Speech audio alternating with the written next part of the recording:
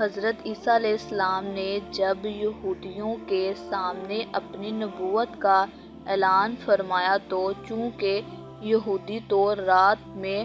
پڑھ چکے تھے کہ حضرت عیسیٰ مسیح علیہ السلام ان کے دین کو مسلوخ کر دیں گے، اس لیے یہودی آپ کے دشمن ہو گئے، یہاں تک کہ جب حضرت عیسیٰ علیہ السلام نے یہ محسوس فرما لیا کہ یہودی اپنے کفر پر اڑے رہیں گے اور وہ مجھے قتل کر دیں گے، تو ایک دن آپ نے لوگوں کو مخاطب کر کے فرمایا کہ یعنی کون میرے مددگار ہوتے ہیں؟ اللہ کے دین کی طرف تو صرف 12 یا 19 حواریوں نے یہ کہا، یعنی ہم خدا کے دین کے مددگار ہیں، ہم اللہ پر ایمان لائیں اور آپ گواہ ہو جائیں کہ ہم مسلمان ہیں۔ باقی تمام یہود اپنے کفر پر جمے رہے، یہاں تک کہ جوش و عداوت میں ان یہودیوں نے آپ کے قتل کا منصوبہ بنا لیا، اور ایک شخص کو یہودیوں نے جس کا نام تتیانوس تھا، آپ کے مکان میں آپ کو قتل کر دینے کے لیے بھیجا۔ اتنے میں اچانک اللہ تعالیٰ نے حضرت جبرائیل علیہ السلام کو ایک بدلی کے ساتھ بھیجا، اور اس بدلی نے آپ کو آسمان کی طرف اٹھا لیا۔ آپ کی والدہ جوش محبت میں آپ کے ساتھ چمٹ گئی تو آپ نے فرمایا کہ اماں جان، اب قیامت کے دن ہماری اور آپ کی ملاقات ہوگی، اور بدلی نے آپ کو آسمان پر پہنچا دیا۔ یہ واقعہ بیت المقدس میں شب قدر کے مبارک رات میں واقع پذیر ہوا۔ اس وقت آپ کی عمر شریف مقبول علامہ جلال الدین 33 برس کی تھی، اور مقبول علامہ زکانی شرح محاب اس وقت آپ کی عمر شریف 120 برس کی تھی، اور حضرت علامہ جلال الدین سیوطی نے بھی آخر میں اس قول کی طرف رجوع فرمایا۔ تتیانوس جب بہت دیر مکان سے باہر نہیں نکلا تو یہودیوں نے مکان میں گھس کر دیکھا تو اللہ تعالیٰ نے تتیانوس کو حضرت عیسیٰ علیہ السلام کی شکل کا بنا دیا۔ یہودیوں نے تتیانوس کو حضرت عیسیٰ علیہ السلام سمجھ کر قتل کر دیا۔ اس کے بعد تتیانوس کے گھر والوں نے غور سے دیکھا تو صرف چہرہ حضرت عیسیٰ علیہ السلام کا تھا، باقی سارا بدن تتیانوس ہی کا تھا۔ تو اس کے اہل خاندان نے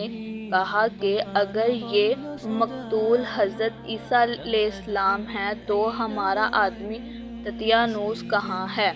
اور اگر یہ تتیانوس ہے تو حضرت عیسیٰ علیہ السلام کہاں گئے؟ اس پر خود یہودیوں میں جنگ و جدال کی نوبت آ گئی، اور جو خود یہودیوں نے ایک دوسرے کو قتل کرنا شروع کر دیا، اور بہت سے یہودی قتل ہو گئے۔ خداوند قدوس نے قرآن مجید میں اس واقعے کو اس طرح بیان فرمایا کہ اور کافروں نے مکر کر اور اللہ تعالیٰ نے ان کو ہلاک میں خفیہ تدبیر فرمائی، اور اللہ سب سے بہتر چھپی تدبیر والا ہے۔ یاد کرو جب کہ اللہ نے فرمایا، اے عیسیٰ میں تجھے پوری تک پہنچا دوں گا اور تجھے اپنی طرف اٹھا لوں گا اور تجھے کافروں سے پاک کر دوں گا، اور تیری تابعداروں کو قیامت تک تیرے منکروں پر غلبہ دوں گا۔ پھر تم سب پلٹ کر میری طرف آؤ گے تو میں فیصلہ کروں گا جس بات میں تم سب جھگڑتے تھے۔ آپ کے آسمان پر چلے جانے کے بعد حضرت مریم نے 6 برس دنیا میں رہ کر وفات پائی۔ بری مسلم کی روایت ہے کہ قرب قیامت کے وقت حضرت عیسیٰ علیہ السلام زمین پر اتریں گے اور نبی آخری الزمان صلی اللہ علیہ وآلہ وسلم کی شریعت پر عمل کریں گے اور دجاجہ خنزیروں کو قتل فرمائیں گے اور صلیب کو توڑیں گے اور 7 برس تک دنیا میں عدل فرما کر وفات پائیں گے اور مدینہ منورہ میں گنبد خضرا کے اندر مدفن ہوں گے۔ اور قرآن مجید میں عیسائیوں کا در کرتے ہوئے یہ بھی نازل ہوا ہے کہ اور یقیناً یہودیوں نے حضرت عیسیٰ کو قتل نہیں کیا بلکہ اللہ نے انہیں اپنی طرف اٹھا لیا اور اللہ غائب حکمت والا ہے۔ اور اس سے اوپر والی آیات میں یہ ہے کہ اور یہودیوں نے نہ حضرت عیسیٰ کو قتل کیا نہ ان کو سولی پر لٹکایا بلکہ ان کے لیے ان کی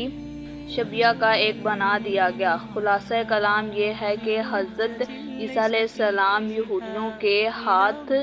مقتول نہیں ہوئے اور اللہ نے آپ کو آسمانوں پر اٹھا لیا، اور یہ یقین رکھیں کہ حضرت عیسیٰ علیہ السلام قتل ہوں گے اور سولی پر چڑھیں گے جیسا کہ نصاری کا یقین ہے تو وہ شخص کافر ہے، کیونکہ قرآن مجید میں صاف صاف مذکور ہے کہ حضرت عیسیٰ علیہ السلام نہ مقتول ہوئے نہ سولی پر لٹکائیں گے۔